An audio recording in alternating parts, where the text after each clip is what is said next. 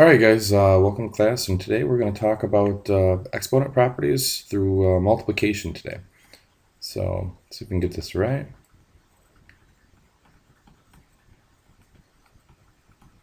Tomorrow we're going to talk about properties with division, but today these are going to focus around multiplication. So we've got three new properties and one that we're kind of familiar with already from yesterday, which is negative exponents.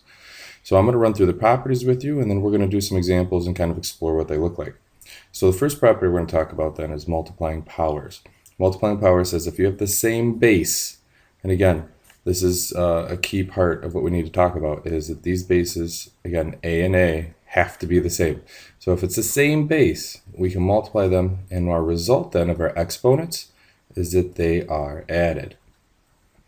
So under the same base, A to the m times A to the n, when we multiply them, our exponents add. The next property we're going to talk about, and again, just so you're not confused, base then is your large number that's raised to a power. So what's being multiplied to itself how many times? So let's make sure we mark that. Base. And then our exponent is the number telling us how many times it's being multiplied to itself. So we'll mark that also. I'll change the color to red here. So this is our exponent. Just to review. All right, so there's our exponent. Again, how many times we're multiplying? Base is what's being multiplied by itself in this situation. So that's multiplying powers. We add exponents. If we have a power to a power, you'll notice the base here is raised to some power of m. If that whole quantity is raised to another power, then what we find then is that our bases combine and our exponents multiply. Okay, so this is an addition of the bases. This is a multiplication of the bases. Our next property then is power of a product. And power of a product is sometimes confused with distributive property. While it works similar to distributive property, it is not. Okay, what it says is that everything inside of the parentheses gets the exponent or the power of that particular expression. So in this case, a and b are going to both be raised to the n. So we're going to do that separately. So a gets raised to the n and b gets raised to the n. Okay, and again, it's important to note that if this happens with an addition sign or a multiplication sign, that it's quite different, and a lot of students forget that. And it tends to be a problem. So if we had something like this, it's quite different from this. So if there's an addition or subtraction there, we have to treat it differently. So just be aware of that. And the last property is one that you already know. Negative exponents tells us to move positions again from numerator to denominator or vice versa. So in this case, we would get 1 over a to the m. And we're pretty familiar with that one.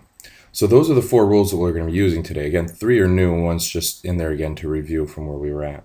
So let's take a look at some simple ones first, some pretty basic problems. We'll take a look here. We'll do number one. In this one, our base is 11, and it's common between the two, and we can see that there's a multiplication here in the middle. So it's the common base of 11 raised to the fourth power multiplied to the common base 11 raised to the third power. What we do then is, you can already suspect, is that we rewrite. There's our common base now, and we're going to take those exponents and add them. So I'm going to take 11 to the power of 4 plus 3, which, again, we wouldn't always write this down, but right now to highlight what we're doing, I'm going to do that for you. So we get 11 to the 7th. Let's do number 2 also. Again, common base of 2 between all three of those terms. So we're going to get that common base combined together, and we're going to take all of the exponents and, again, add them together. In this case, there is a negative 1, so it acts just like an addition or a subtraction. So in this case, we'll subtract it. So this is going to be 5 plus 2 minus 1, or we're going to get the common base, 2 raised to the power of 6. All right. Now let's take a look if it's in variables, and then with variables with some coefficients in front. So here's a single one with 3 different variables. Again, common bases can be numbers or constants. Constants is any number can go together that's common between itself. And a variable then has to be the same variable. But our exponents we don't have to pay attention to because that's not the property of addition, which you found out yesterday that addition we can't do because they're not like terms. With multiplication, we can combine them. So on this one, we're going to take all of the exponents, and this one doesn't have an exponent, so really it's an exponent of 1. So we get the common base of x, and then we're going to add its exponent. So 2 plus 1 plus 4, we should get 7. Okay, so let's look at it if we have a coefficient. Again, what we're looking here is 2 is not common with 3, so that's going to just be a regular multiplication. So 2 times 3 is what's going to happen in front. Our coefficients are going to multiply just like it looks, right? 2 times n to the 5th times n to the times 3 times n to the negative 2. Our coefficients are the like terms here, so they will combine on their own. And then again, we go to our multiplying power rule, which says that we've got common bases n, and then that's going to be, the exponents are going to add there. So 5 minus 2. So we're going to get 6n to the third. Okay, moving on. Now let's look if we have different bases mixed in there, and different bases with coefficients is over here. So here's one with 2 different bases. We got c and d. Again, we can only combine common bases. So this negative d to the negative third is not anything that we're going to need to address right now, because it's a different base. So keeping with our multiplying powers rule, we're going to take our common base as c, and we're going to take its exponents and add. So 4 plus 2. And then that multiplying that d on is something we'll also have to address as this negative here. So let's clean this up and let's move this d, because that's the next step.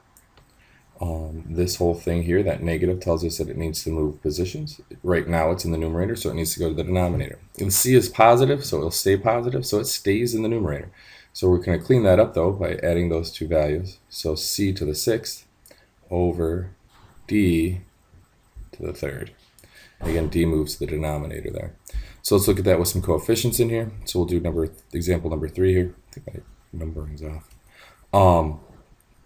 So we're going to address it. Again, try to do it in small steps and tackle one, maybe 2 things at most at a time, and then rewrite it. Don't try to do too many steps at once. You will find that you'll make mistakes or miss things. So first thing I'm going to do is draw out these numbers, these coefficients. They're all going to be multiplied together. So I'm going to write that down. So I'm going to get 5 times 2 times 3. All right, and again, it's commutative properties, so when multiplication is allowed to be removed or moved around, so I moved them all together and showed the multiplication. I didn't multiply it out yet because I want you to see what I'm doing. Now I'm going to take the x's, they can go together, right? Multiplying powers rule. So I'm going to put the x in there. Again, I'll show my multiplication. And this again is to the first power. So x to the 1 plus 8, we're going to add exponents. And then we've got that y left over, so we're going to multiply that on to the end. And again, all I did is rearrange this and put things together. You'll notice that I didn't do anything else. So let me go ahead and multiply these together. 5 times 2 is 10, times 3 is 30. So that's going to give me 30. This is going to go ahead and add up, add my exponents to 9, and y is going to be to the 4th power. All right, so let's take a little side. All right, so next we're going to move on to seeing this with the scientific notation. Again, view this as scientific notation as the common base is 10.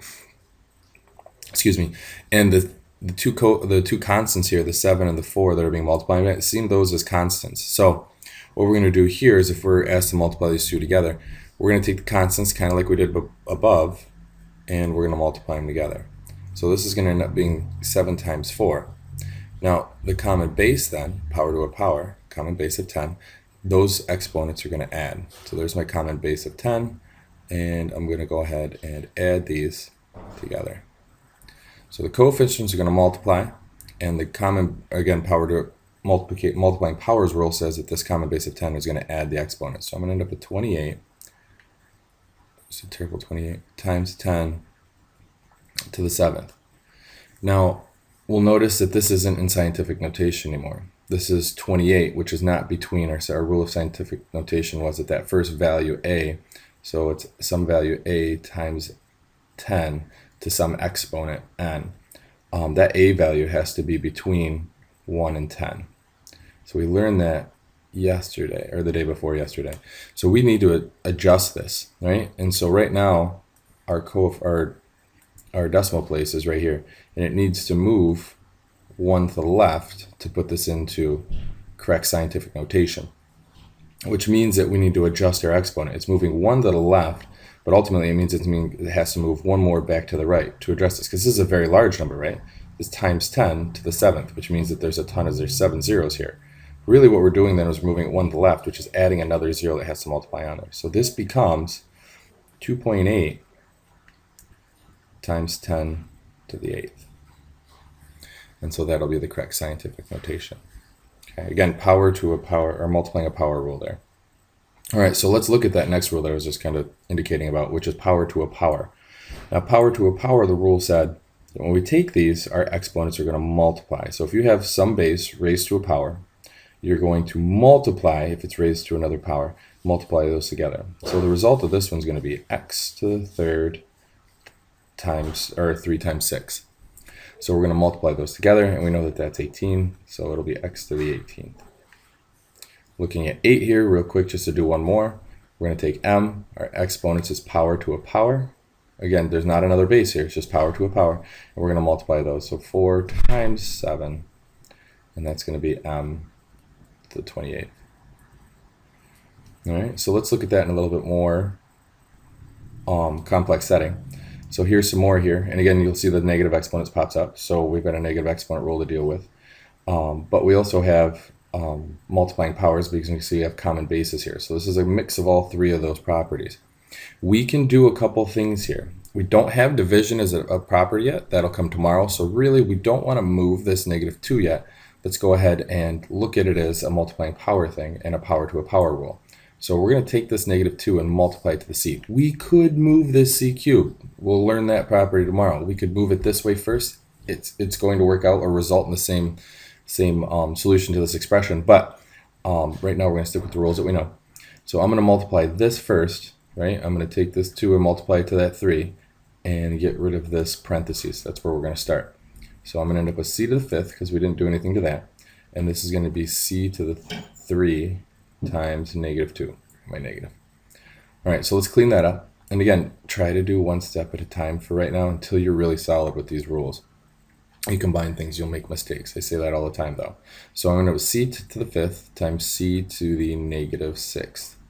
Okay, and again, now looking at this as a multiplying exponents rule, I'm going to go ahead and combine my exponents, right, through addition. So I've got common base of c, this exponent's to the 5th, minus c to the 6th, which means I'm going to subtract 6 there. If I combine those and clean that up, I should get c to the -1st. Now we'll deal with the negative exponent because it's still there. So our result in that then is going to be c, or 1 over c, to the 1st power. Okay, so a couple rules. It gives you options to do it different ways, but right now we're going to do it with the properties that we have. We can look at this one, same thing. There's that -2. We're going to deal with that first. So t squared, nothing happened to that. This is going to be t to the 7 minus 2. So let's clean this up. T squared to the t to the 5th. And then I'm going to do a multiplying powers property, which says a common base with exponents added. So I end up with t to the 7th as a result. We could have looked at this a little bit different if we wanted to take, because these are all multiple. Actually, we couldn't do that. This is where we result to. Sorry. All right, so let's move on to one with coefficients. So now we're going to look at those properties with a coefficient involved. So there's 2 things being raised to a power here. We've got 2 in each set of the parentheses. So what happens here is that we're talking about the power of a product property, which means that when we have more than one thing raised to the power, both parts get that power. So in this case, the 2 is raised to the 4th power, and the z is raised to the 4th power. And then 2 to the 4th we can clean up, right? So 2 times 2 is 4, times 2 is 8, times 2 is 16. So we should get 16z to the 4th. All right, so let's do another one of those. This one's got a negative, so let's try that one. Again, both parts of this, not through addition, with multiplication, both parts of this then get that -2 power. So we're going to get 4 to the -2nd power, and g is going to be power to a power, or 5 times -2, because power to a power says we multiply exponents. Let's take care of this -2 then. We're going to move it at this point and get this out of the way so that we can go ahead and take 4 to the 2nd power. And then we'll clean up g and we'll see where we're at. So g is going to, let's clean that up. So we'll do 2 things in one. We'll move this down and we'll clean up g. So g is going to become g to the 3rd. And then 4 comes the denominator, which is 4 squared. And then we'll clean the whole thing up now.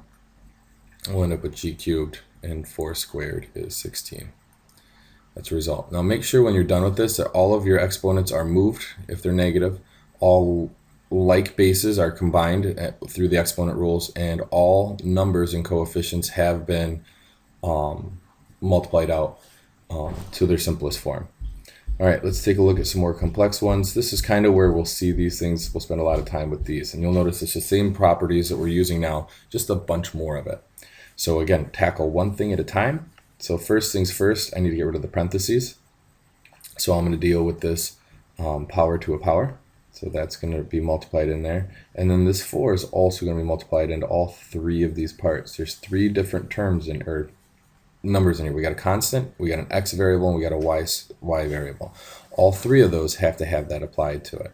So let's do the first, which is x to the negative 2 times 2, which gives me negative 4, times, because there's a multiplication between them, right? No addition or subtraction there. 3 raised to the 4th, x raised to the 4th, right? Again, it's got an exponent of 1, so 1 times 4 is 4. 3's got an exponent of 1 technically, right? 3 to the 1st would be 3, so it's 4 times 1. And then finally y, which is a power of 2, so it'll be y 2 times 4, or y to the 8th. All right, so again, those are all multiplied. Now let's clean it up. The 3 here, nothing has to happen to that. We know that this x has a negative here, but we notice we also have a common base of 4 over here. So we're going to put those together before we move this. The 3 is not moving. The y is also set. It doesn't have any common bases. So really the only thing that we have to address are these x's. So we're going to put those together and see what that results in. So I'm going to write the 3 first because I tend to like my coefficients to be in front. So I'm going to have 3 to the 4th. We'll expand that in a second, but right now we'll just leave it. So I'm going to put my x's next. So x to the 4, or negative 4, plus 4, however you want to look at it, we're going to combine or add our exponents. It's going to result in 0. And then I've got y to the 8th. Now there's another property that we've talked about before that kind of snuck up in here, which is the 0 property. Anything to the 0 power, with the exception of 0, turns to 1.